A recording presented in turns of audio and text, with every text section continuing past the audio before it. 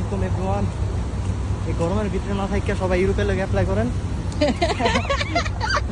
কারণ এই গরমের ভিতরে গরমের ভিতরে সহ্য হতে না, শুধু খালি আপনার কৃত্রিম সুন্দর, কোনো প্রাকৃতিক সৌন্দর্য নাই, সৌন্দর্য এবার বুঝেন। এত কষ্ট করে বেরিয়েছি, বিদ্যুৎ অবস্থা খারাপ।